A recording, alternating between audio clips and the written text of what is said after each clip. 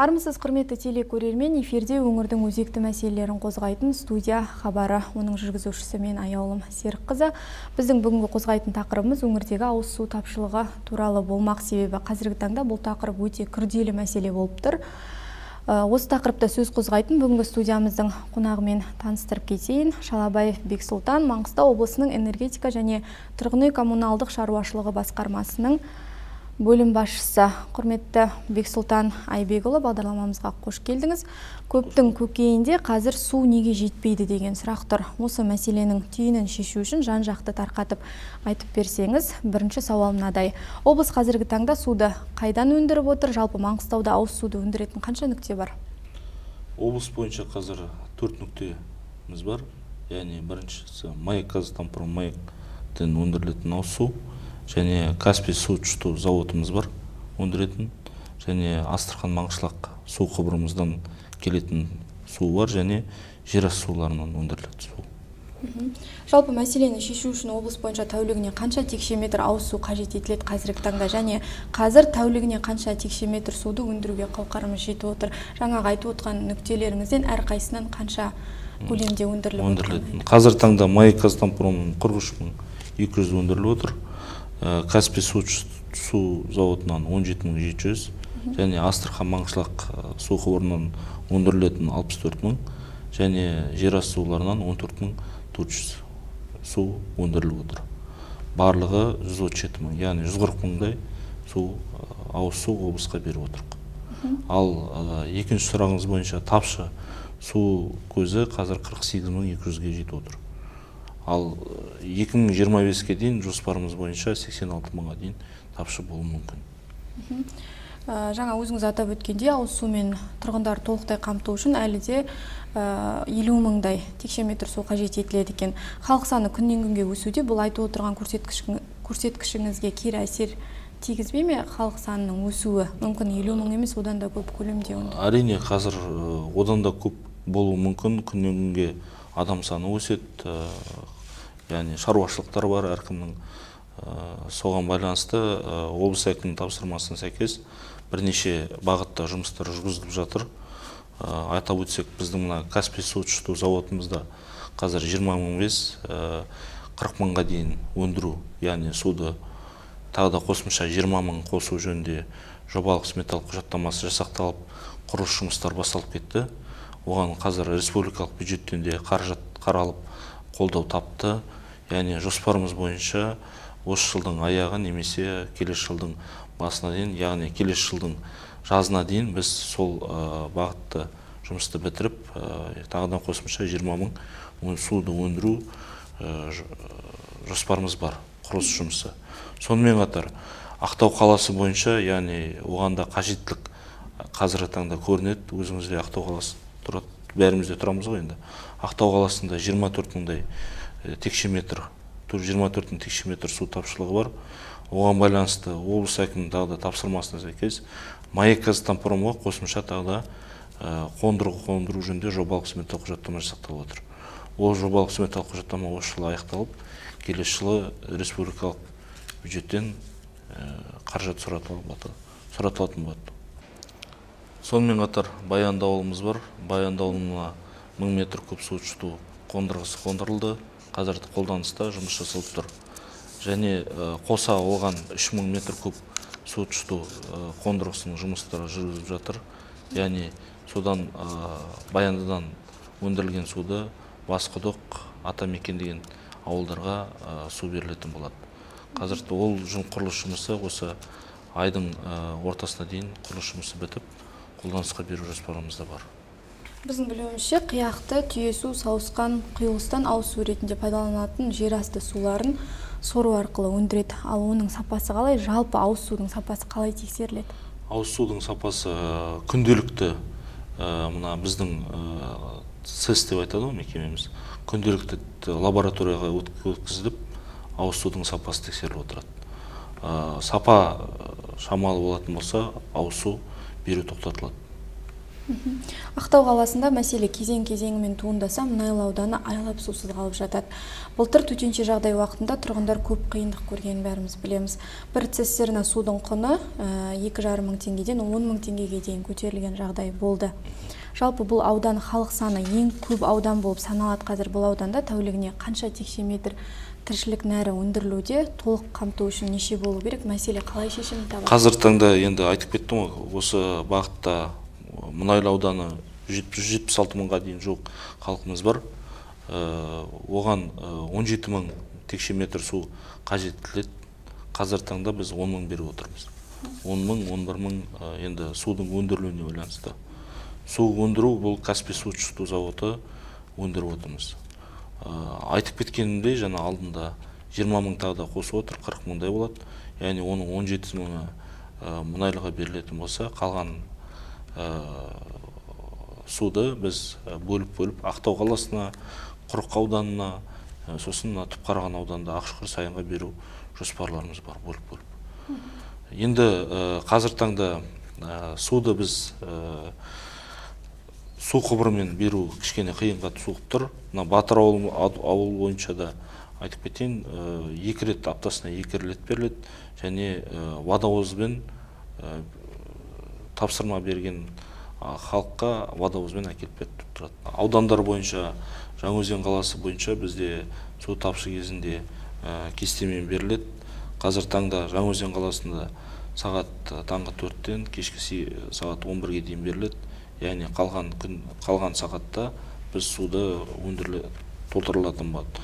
Сол Жаңаөзеннің Рахат ауылындағы тұрғындарға таңғы 6-тан кешкі 6-ға дейін беріледі. Және Теңге ауылындағы елді мекенге кешкі 6-тан сағат 12-ге дейін беріледі. Және тағы да бір ауданымыз бар, Қарағай ауданы. Бұл ауданда Құрық ауылына сағат 9-дан 11-ге дейін беріледі. Сосын сағат 5-тен сағат 7-ге дейін беріледі. Су тапшы кезінде. Сонымен қатар Жетібай ауылымыз бар, тәулігіне 12 сағат беріледі. Ол әртүрлі судың толуына байланысты. Және Мұнайшы ауылымыз бар, сол Құрық ауылында, Қарағай ауданында. Дәл сондай 2 сағат сайын 2 рет беріледі бұлда. 2 сағат беріледі, 2 сағаттан тоқтайды, тағы да 2 сағат беріліп, графикпен беріліп отырады. Бостан деген ауылымыз бар, сол Қарағай ауданында сағат 8-ден 11-ге дейін беріледі. Таңғы 8-ден және сағат 5-тен кешкі 8-ге дейін берілетін болады.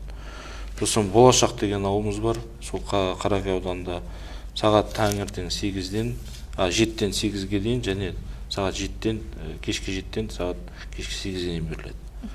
Маңғыстау ауданы бойынша мәселе бар. Бұл аудан бойынша да яғни графикпен беріледі, бірақ бұл графикті әртүрлі бағытта беріліп тұрады. 2 сағат сайын, 3 сағат сайын беріліп тұрады суда. Және Түпқараған ауданы бойынша Ақшұқыр, Форт-Шевченко қаласында ешқандай мәселе жоқ, күнделікті беріліп отыр суды, бірақ ақау ол енді жерасты сулары мен кетік суынан берілетін сулар Форт-Шевченкода. Бірақ бұл жерде қазір таңда ақау болған жағдайда графикпен беріледі. Той жерде де кешке таңертең, сосын кешке беріледі. Сосын Ақшұқыр сайын деген ауылымыз бар. Сол Ақшұқыр сайында енді айтып кетейін, бізде мәселе Ақшұқыр сайының мәселесі графикпен беру туындап тұр. Себебі бұл ауылымыз Ақтау қаласынан келетін сумен беріледі, Майкасынан бұрыннан. Бұл жерге біз 1400-1500 беріп отырмыз қазір таңда. Бұл қажеттілік 1500-дай тағы да қажеттілігі туындайды.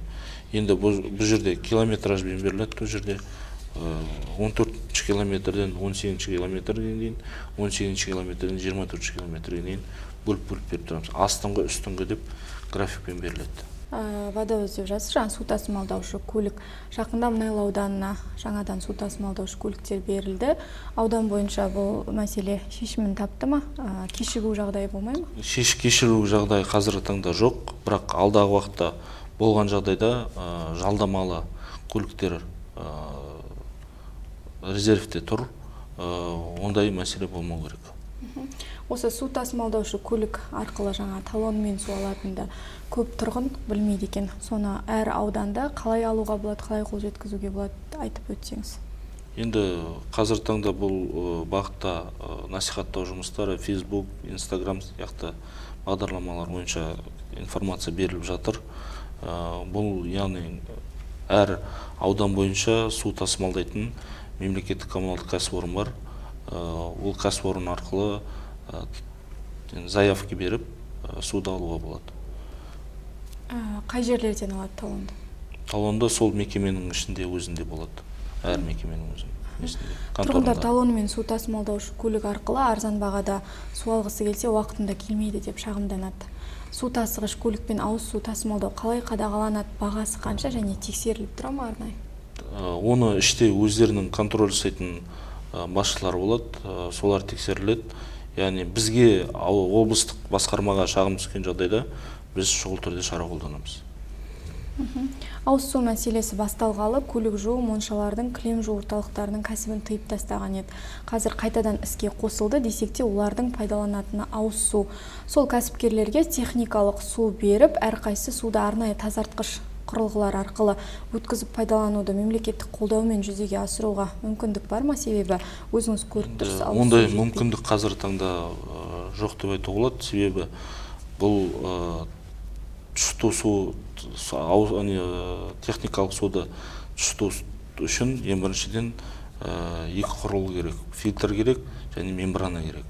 Бұл мембрана деген Қазақстанда жоқ, яғни шетелден келетін заттар. Сол құрылғылар болатын жағдайда ғана барып, ауыз су болып тұщытылып беріледі. Бірақ оны кәсіпкерге мемлекет үкіметінен сатып алып беру бағдарламасы ондай жоқ. Жоспарда? Жоспарда ондай қаралмаған, бірақ кәсіпкер келіп өзім жасаймын, қаражат қосамын деп келетін болса, ондай бағдарламалар бар. Қосымша су тұщыту зауытын салу жоспарда бар ма? Жалпы осы ауыз су мәселесіне байланысты қандай алға жоспарлар бар, соларды атап өтсеңіз? Қазір таңда жаңағы басында айтып кеттім, Каспий су тұщыту зауытына 20 мың құрылысы жүргізіліп жатыр. Маяк Стамборымға 24 мың. Және бізді тағы да үшінші қаламыз, Жаңаөзеннен кейін Форт-Шевченко қаламыз бар. Сөйерге 5 мың метр куб су тұщыту зауытын салу жобалық сметалық құжаттамасы жасақталып бітті. Міне жақында қазір мемлекеттік сараптамаға енгізіліп жатыр. Сонымен қатар Ақшұқыр Сайынға да осы Форт-Шевченко сияқты қаласында қондырылатын зауыт сияқты сол сияқты жобаны жасақтау жоспарда бар. Және кендірлі аймағымыз бар. Сол аймаққа да 50 мың метр куб су тұщыту қондырғысын техникалық, экономикалық негіздемесі жасақталып, және Құрық ауылына да дәл сондай 50 мың метр куб су тұщыту зауытының техникалық, экономикалық негіздемесі жасақталып отыр. Қазіргі таңда әр ауданға, ауылдарға қай күні кесте бойынша беріліп отыр және қанша көлемде атап өте аласыз ба? Енді ол жерде әртүрлі, жалпы бүгінгі ақпарат бойынша Жаңаөзен қаласы бойынша толығымен су беріліп тұр. Бүгінгі таңда өерден бұл магистралды су құбырымен келеді, және УДТВ деген мекемеміз бар, сол мекемеден келеді. Ол жерден 17 мың келді, 7500 келді, яғни кешірім сұраймын. Және магистралды су құбырынан 24 мың келді. Яғни қосқанда 33 мыңдай су өндіріліп отыр. Яғни келіп отыр. Оның барлығы Жаңаөзен қаласына жеткізіліп, толығымен берілді. Ал су жетпеген жағдайда, яғни барлық суды резервуарға толтырады, содан резервуардан кейін халыққа таратады. Оның барлығының схемалары бар бізде, қалай беріліп отқаны. Яғни оның жетпеген жағдайда барлығынан графикпен бөледі. Ал толығымен резервуарды толығымен таратқан кездегі күнделікті беріліп отырады. Жалпы енді әр ауданда, әр ауылда өздерінің әкімдері, жауапты мамандары бар, тексеріп отыратын. Бірақ сіздер тараптан облыс көлемінде барлық аудан, ауылдарға қандай да бір кестелеріңіз бар ма? Арнайы барып тексеретін? Кестеміз бар. Осы жаз мезгіліне енді жаңа басталды ғой. Осы аптадан бастап біз осы тексеруге шығамыз. өзіміз. Қасымызда әртүрлі мамандар болады, сол мамандармен арнайы барып шығып тексереміз. Маек Казатомпром өнеркәсібіндегі жөндеу жұмыстарына байланысты су тоқтады деп хабарлады қаланың ішінде. Қазіргі таңда шешілді ме бұл мәселе? Қала бойынша жалпы? Шешілді. Қазіргі таңда ол енді әртүрлі ақаулыға байланысты ғой. Сол ақауларды устранить етіп, жөндеу жұмыстары демек толықтай бітті. Келесі маусымға дейін әзірге ешқандай жоспарлы жөндеу жұмыстары? Жоқ, бақия жоқ. Тұрғындар тарапынан көп келіп жатады бұл сұрақ. Неге осы жаз мезгілінде жөндейді? Оған дейін ертерек қандай да бір дайындық жұмыстарын жүргізбеске? Жоқ, енді ол жөндеу жұмыстары деген әртүрлі мағынада болады. Ақау пайда болғанда, енді ол да не ғой, техника ғой. Техника болғаннан кейін бұзылуы мүмкін. Сол бұзылған жерде, ақау болған жерде жөндеу жұмыстары жүргізіледі. Ол шұғыл түрде. Бірақ жаз мезгіліне, қыс мезгіліне алдын ала Маек Казатомпромның өзінің жоспарына сәйкес алдын ала жөндеу жұмыстарын жүргізіп бастайды. Жалпы тұрғындардың көп көкейінде жүрген сұрақ, жақында білесіз үлкен қонақ үй салынды, Лексус қонақ үйі. Соңғы кездегі су тапшылығы мәселесі көбіне сол қонақ үйге байланысты туындап жатыр деп көп тұрғындар шағымданады. Осы жөнінде не айтасыз? Лексус қонақ үйіне ешқандай ауыз су пайдалануға, яғни оларға техника құрылысын жүргізуге немесе көп мөлшерде су беру ондай көлемде жоқ. Қазіргі таңда бұл жылы жағажай деп айтамыз. Жылы жағажайға біз 400 мың, 500 мыңдай су беріп отырмыз. Ол тек қана халықтың, яғни келген қонақтардың пайдаланатын суы. Бұлай өздерінің өндірісіне, жұмысын жүргізуіне, олардың өздерінде су тұщыту заводы бар. Шағын заводтар бар, сол теңізден суды алып, суды мембранадан айтқандай фильтрден өткізіп, қолданатын бетонына, нелеріне, жұмысына қолданып пайдаланып отыр. Пайдаланған суды қайта тазалап өңдеуден өткізіп, ең құрғанда техникалық су ретінде пайдалануға қандай шаралар? Қазіргі таңда жақсы, осы мәселе жақсы сұрақ. Осы алдымыздағы өтіп кеткен апталарда бізде Маңғыстау облысы әкімінің орынбасаров орынбасардың жиналысы өткізілді инвест проекті бойынша. Бізде бір жобамыз бар, Хазар Глобал деген мекемеміз бар. Солына Корс 2-ден, яғни қалдық суымыз бар, шығатын. Қалдық судан шығатын суды өңдеу жөнінде жобамыз, сол жоба бекітіліп, қазір таңда министерстводан қолдау тауып, сол қолдаудың хатын күтіп отырмыз. Сол қолдау тапқаннан кейін, хатты келгеннен кейін жобаны бастаймыз. Ол суды біз Ақтау қаласындағы жасыл желектерге суаруға беріліп отыратын болады. Техникалық су ретінде? Техникалық су ретінде. Көгалдандыру мәселесіне, көгалдандыруға жалпы қала ағаштарға су құюға қандай су пайдаланады? Олар қазір таңда ауыз су пайдаланып отыр. Бірақ біздің қазіргі жоспарлап отқан алдында айтқандай Қос 2-ден өндірілетін су бұл ауыз суға жақын, бірақ жасыл желекке пайдаланатын су болып пайдаланамыз. Сол арқылы біз тұрғындарға береміз, үнемдей аламыз.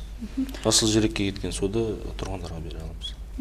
Жалпы енді осы ауыз су мәселесі облыс көлемінде толықтай қашан шешіледі деген жоспар бар? Енді біздің жоспарымыз бойынша 2022 жылы, 23 жылы толықтай шешіледі деген жоспарымыз бар. Соңғы сұрақты қоя кетсем, жақында біздің арнаның түсірілім тобы Батыр ауылының тұрғындарының шағымымен арнайы барды. Сол ауылға 15 шақты тұрғын жиналған, осы ауыз су мәселесіне байланысты шағымдарын білдірді. Кесте бойынша әр жұма күні берілу керек су, алайда түсірілім тобы сол жұма күні барған, су әлі берілмеген. Бұл мүмкін сәйкестік пе, мүмкін қандай да бір ақау орын алды ма, бірақ түсірілім тобы барғаннан кейін су қосылды. Жалпы осы мәселе бойынша тексеріс жүргізе аласыздар ма? Әрине, осы аптада енді айттым ғой, әр ауылға барып өзіміз су қай жерде тапшы, қазір таңда басқарма басшысының бекітуімен жоспар жасақталып жатыр, әр ауданға тексеру жұмыстарын жүргізу. Сол бағытта барып тексереміз. Бірақ енді ол тексерісті біз өзіміз жариялатпаймыз, барып мамандармен барып қарап өзіміз анықтаймыз. Ақау шыққан жерлердің барлығын шара қолданамыз өзіміз.